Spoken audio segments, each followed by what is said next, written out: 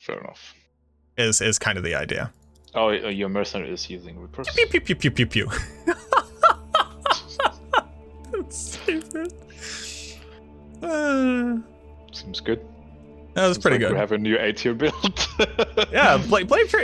It's just Blade Sentinel. You know, you just set them all up. You make sure that you kind of get a good spread on them, so monsters will hit them.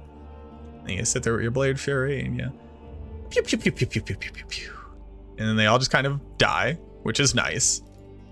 Oh, and then we got Lister. Lister's a big man. Hold on. It's a refreshing change. Not.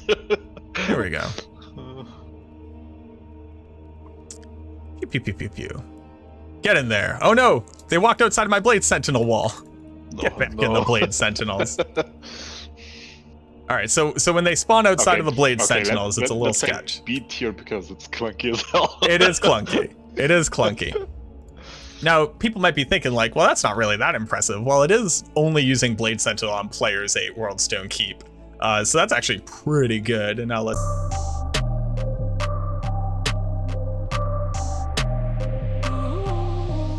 The Blade Assassin was already pretty strong. It was definitely clunky and it didn't necessarily feel great, almost entirely because of this 1 second next hit delay on Blade Sentinel. Basically meant you weren't getting as much damage out of it as you thought that you were, but with the changes adding attack rating as well as adding damage and changing what the weapon damage percentage is, across the board, the Bladesin got a lot stronger. Not only that, I actually thought that the Bladesin was like a pretty decent starter because there are a lot of stats that become a lot more important when the only thing that you care about is your skill damage, because the Blade skill damage basically worked like Grief. That 1,385 damage there is like the Grief damage plus 1,300. It's a huge boost that gets added to the base damage after some calculations and then gets multiplied by all sources of off-weapon ED. So the Bladesin was like low-key really good, but again, incredibly clunky. The damage output from Blade Fury itself was really difficult to manage because it has a set attack rate. It didn't have Pierce. It was missing something. The next hit delay changes kind of fixed that primary problem for the Bladesin, and it's that she didn't have Pierce. It was difficult for her to do damage over a large area, and her damage output wasn't consistent enough because you had this huge windup with actually using the Blade Fury skill itself, and if you ever accidentally targeted something, it would stop the attack and you'd have to use shift click to be able to do it consistently. It was a big problem. Blade Sentinel, on the other hand, kind of travels through and deals damage. It effectively has Pierce because it's not stopped by monsters, but even that, it was still clunky, and the 1 second next hit delay vastly reduced its overall effectiveness. Well, as you just saw from the gameplay, that's just not a problem anymore. With each trap considering its own next hit delay, or each cast of the skill having its own next hit delay, means that if a monster walked into this line of my Blade Sentinels, it's taking 5 times the damage it used to if you have 5 Sentinels out. So if the problems with Blade Fury was that you really couldn't choose between the best item or actually being able to use Dead Sentry, not having Pierce and not having AoE damage outside of Dead Sentry, all of that is just resolved now. I think there's legitimately a Blade Fury Assassin where all you do is walk around teleporting and dropping multiple Blade Sentinels while monsters are kind of showing up to the party. And then as you're maneuvering and getting into position to go to the next area, you just leave them there to do the work for you, and all the monsters die while I sit here doing nothing. And then when you do have a particularly tanky monster, you come back in with Blade Fury to be able to finish them off, or to be able to apply a ton of crushing blow to a boss monster. I'll go ahead and show you the gear that's on this build right now. This is disgusting gear. Do not get it twisted. This gear is completely unreasonable. On max roll, I actually have a starter-friendly version of the Blade Assassin, and I'm actually going to show you that after this, using an Ethereal, Plague, Scissors, Swaya that has +3 to Fade, Blade Fury, and Blade Sentinel. We make Plague in it to have the biggest plus to skills, as well as having Deadly Strike. And then on top of that, the lower resist sometimes would help with our Death Sentry damage output, but nowadays I don't think that that's as important. You may ask the question, why are you using an ethereal weapon when you don't have an indestructible ethereal weapon? And the reason why that is because I actually never use Blade Shield. I think in a lot of cases, the Blade Assassin gets hamstrung by trying to use a weapon that won't get eaten up by Blade Shield. And pound for pound, the biggest damage output possible on Blade Sentinel itself is using a claw weapon so that you can also benefit from claw mastery, and then on top of that being able to get the plus to skills, because plus skills on this build is by far the biggest total scaler of your damage, bar none. Now that being said, you can always use the tried and true death here in an ethereal base, so you can actually use blade shield. It depends on your playstyle. I don't think that you should be relying on blade shield because it's pretty crap unless you're on a whirlwind assassin, but that's for you to decide. We're using a Shaco with a 40 ED jewel in it, Enigma for teleport, High Lords for the deadly strike and the plus to skill, Phoenix for the massive amount of off-weapon enhanced damage, as well as the redemption aura for survivability, Laying of Hands in case you're actually farming anywhere that has demons. If you're not, I would use Lava Gout to be able to get the enchant buff to get as much attack rating as possible, considering both Blade Fury and Blade Sentinel use attack rating to be able to hit the target.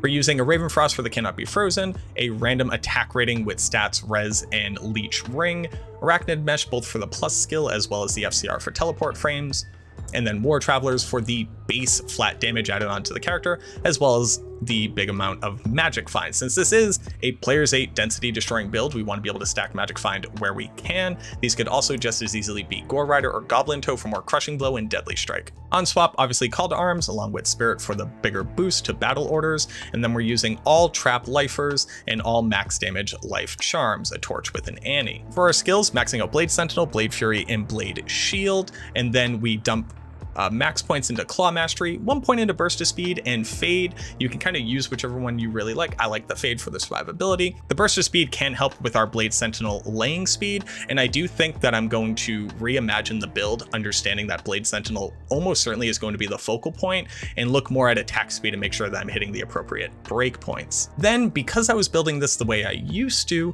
I was maxing out Death Sentry and then putting in as many points into Fire Blast to get more shots out of Death Sentry that I could.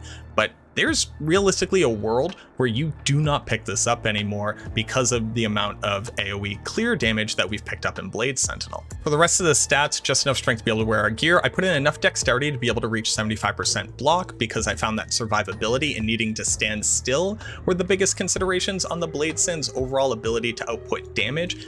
But if I'm able to just run by doing Blade Sentinel, maybe we don't need to worry about max block as much.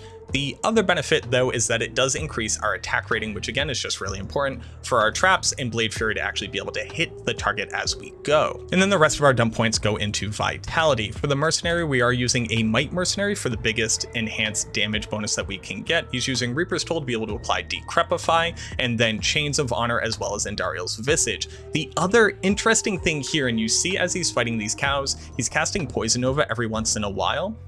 Before these changes, that Poison Nova actually has a 4-frame next hit delay. So there were a lot of times where that Poison Nova was actually stopping your Blade Sentinel damage because on any frame that it's still counting down the Poison Nova next hit delay, Blade Sentinel couldn't apply. So I'm probably going to make a whole video on all of the builds that have been negatively impacted by Endariel's Visage this entire time, because it wasn't up until they decided to make these changes that didn't become abundantly apparent just how often that one item was probably interrupting a ton of your damage, but we'll talk more about that later. But he is basically a walking Decrepify stick as well as stat stick, and you'll maybe ask the question, why Chains of Honor instead of Fortitude for his own damage? But his plus skill is increasing his Might aura, which again is so important for us to get the biggest amount of total off-weapon enhanced damage for us from his aura. So that's why I'm using as many plus skills as possible.